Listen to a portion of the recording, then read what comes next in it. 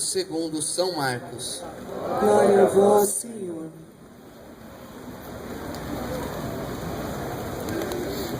Naquele tempo, Jesus foi a Nazaré, sua terra, e seus discípulos o acompanharam. Quando chegou o sábado, começou a ensinar na sinagoga. Muitos que o escutavam ficavam admirados e diziam: de onde recebeu ele tudo isso? Como conseguiu tanta sabedoria? E esses grandes milagres que são realizados por suas mãos?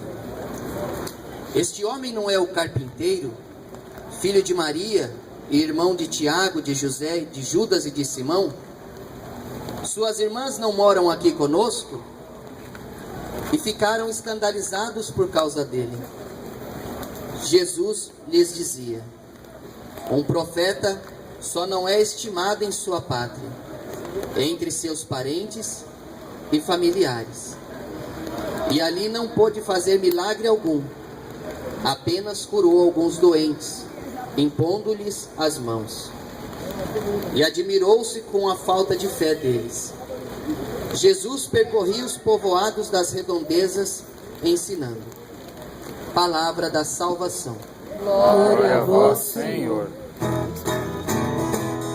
Aleluia, aleluia, aleluia, aleluia, aleluia. E eu digo porque, eu digo aleluia, aleluia, aleluia, aleluia, aleluia, aleluia. São Miguel Arcanjo, protegei-nos no combate, sede nosso refúgio contra as maldades e as ciladas do demônio. Cordeiro de Deus, instantemente vos pedimos, e vós, o príncipe da milícia celeste, pela virtude divina, precipitai em inferno a Satanás e a todos os espíritos malignos que andam pelo mundo, para perderem as almas. Assim seja. Amém. Entregamos cada palavra dessa homilia ao coração imaculado de Nossa Senhora e também o coração de todos aqueles que vão ouvir. Ave Maria, cheia de graça, o Senhor é convosco. Bendita sois vós entre as mulheres. Bendito é o fruto do vosso ventre, Jesus. Santa Maria, Mãe de Deus, rogai por nós, pecadores, agora e na hora de nossa morte. Amém. Boa tarde, paz e bem a todos. Obrigado por terem vindo aqui. A liturgia de hoje, a igreja ensina através de São Paulo uma grande verdade de fé que, se a gente souber entender, a gente jamais vai desistir de caminhar com Jesus, né? O apóstolo Paulo diz que para que a grandeza das revelações que a ele foram dadas pelo Senhor não levasse ele à soberba, também foi dado para ele um espinho na carne. Também foi dado para ele uma fraqueza. E a fraqueza não é de forma alguma uma coisa ruim. Nossas fraquezas, nossas quedas, nossos pecados, quando a gente consegue enxergar neles a nossa dependência da misericórdia de Deus e que só caminhamos com a graça de Deus, na verdade elas são para nós uma grande força. O apóstolo Paulo diz assim, que ele pediu 3 vezes para que o Senhor afastasse dele aquela fraqueza, dizendo: afasta de mim isso, que seria mais fácil eu caminhar com Jesus sem esse vício, seria mais fácil eu caminhar com Jesus sem essas quedas, seria mais fácil eu te agradar, Senhor, sem essa fraqueza. Mas o Senhor fala para Paulo: basta-te a minha graça, é na tua fraqueza que se encontra a força, é na fraqueza que Deus pode agir. Nós reparamos que em toda a história da igreja, desde antes da igreja mesmo, desde o povo judeu, sempre Deus conduziu o seu povo por pessoas fracas, por pessoas que caíam, Pessoas como o rei Davi, que teve várias quedas, mas tinha um coração humilde, pedia perdão e recomeçava a caminhar. E na nossa vida não é diferente. A reflexão de Cristo na cruz, e Paulo diz, nós pregamos Cristo crucificado. Jesus Cristo na cruz, pregado entre dois ladrões. Não se sabe bem certo o que fizeram aqueles dois homens, quais eram os crimes dele. Se sabe que eram criminosos. E nem se sabe de verdade se não foram um pouco também injustiçados naquela cruz. Não se sabe, não. Se sabe que eles estavam crucificados do lado de Jesus. E Jesus partilhava a cruz deles. Isso é muito interessante. Jesus não tirou eles da cruz. Jesus partilhou a cruz. Jesus estava do lado deles. E quando aquele ladrão, São Dimas, olha para o lado, diante da dor da cruz, também estava crucificado, também estava ali humilhado, mas ele olha para o lado, e na frente dele tinha vários fariseus, doutores da lei, religiosos, que o acusavam, que diziam ali um maldito. E ele olha para o lado, Dimas olha para o lado e vê Cristo crucificado do lado dele. Jesus nos dando um ensinamento muito grande, de que não é necessário fazer algo só extraordinário por alguém. É necessário estar do lado de alguém, estar do lado daqueles que sofrem. E a postura que nós tomamos diante de Jesus é que diz, e São Dimas tomou uma postura muito linda diante de Jesus crucificado, e ele foi o único no Evangelho que, vendo Jesus crucificado, aparentemente derrotado, ele foi o único ladrão, hein? Pregado na cruz, o único que professou, fez a maior profissão de fé da Bíblia. Ele disse, Senhor, quando entrar, lembra-te de mim quando entrares no teu reino. Ele reconhece que Jesus é rei, mas não aquele rei que ressuscitou Lázaro, não aquele rei que fez vários milagres. Ele reconhece que a atitude de Jesus crucificado é uma atitude de um rei. Só um rei, sendo inocente, poderia estar ali do lado dele na cruz. Ele reconhece esse coração. No Catecismo da Igreja tem uma frase de São Hurtado que diz assim: em nossas atitudes, em nossas obras, o nosso povo percebe que nós conhecemos a sua dor. Na atitude de Jesus do lado da cruz, dos dois ladrões crucificados, eles percebem um Deus próximo, verdadeiramente Deus conosco. Deus do lado daqueles que são crucificados. Deus do lado daqueles que sofrem. Padre Júlio Lancelotti uma vez disse que estavam fazendo despejando várias pessoas de uma invasão, várias famílias estavam sendo despejadas, e estava tendo uma reunião do clero, e da janela eles viram as pessoas, famílias, crianças sendo despejadas, e o Padre Júlio disse, olha, vamos parar a nossa reunião e vamos descer lá, porque os pobres estão sendo despejados. E os outros disseram, mas a gente não vai poder fazer nada, tem um mandato judicial, vão ser despejados. Falando, sim, mas a gente pode ficar do lado deles.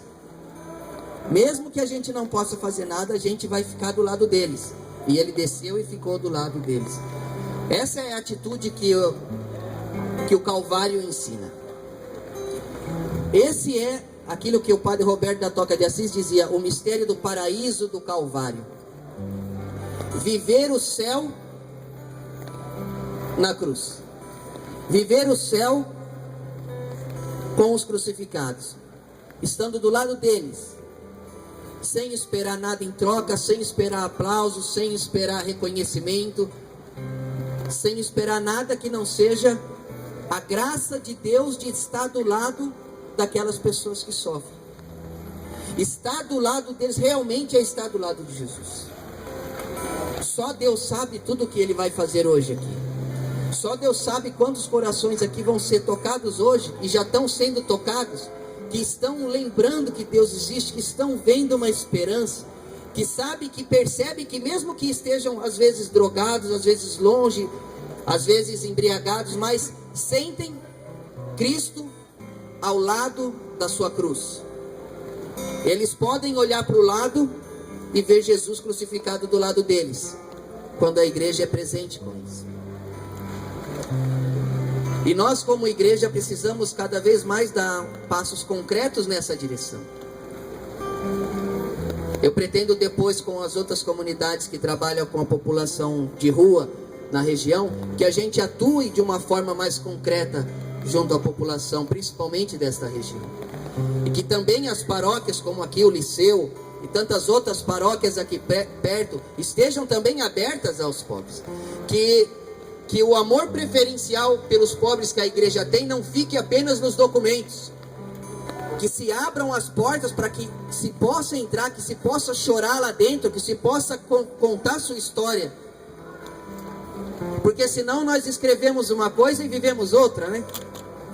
E quantas paróquias aqui no centro da cidade de São Paulo poderiam dar o primeiro passo? Porque às vezes nós cobramos muito o poder público, e devemos sim cobrar, porque é também missão deles. Mas também nós devemos primeiro dar o exemplo. São quantas e quantas paróquias que poderiam abrir, pelo menos para que o irmão pudesse tomar um copo de água. Eu fui no Largo de São Francisco, pedi um copo de água e não me deram, porque disseram que está faltando água. Então que não podiam dar água, que o guardião disse que não podia dar água. E eu perguntei, então me chame o guardião aqui, por que não pode dar água? E aí foram lá e me trouxeram água. Eu falei, mas você imagina, eu como missionário assim, caracterizado, tive dificuldade. Você imagina a população que sofre na rua, num convento franciscano. Não dariam água para São Francisco se ele chegasse lá. Não daria. Por isso a atitude tem que partir de nós. E nós como comunidade Voz dos Pobres, temos que dar esse exemplo. Temos que profetizar também dentro da igreja. Temos que profetizar assim. Eu escrevi para o prefeito Haddad antes de ontem, falando sobre a situação da população de rua, principalmente a opressão que se vive. Não me respondeu ainda e não sei se vai me responder. Mas nós fizemos, somos Voz dos Pobres. Precisamos profetizar. Precisamos estar do lado. O povo precisa ver que a igreja é mais do que documentos. A igreja é mais do que papel, né? Todos os documentos são muito importantes. E eu disse isso uma vez numa direção espiritual para a nossa comunidade, tratando do nosso próprio documento pessoal, nossa regra de vida pessoal. A regra de vida da nossa comunidade é muito importante. Mas se um dia precisar pegar aquele papel e pôr fogo para aquecer alguém que está com frio, a gente vai fazer, porque a regra está dentro de nós. E não vai ser de forma alguma um desrespeito à regra. Pelo contrário, vai ser o cumprimento dela.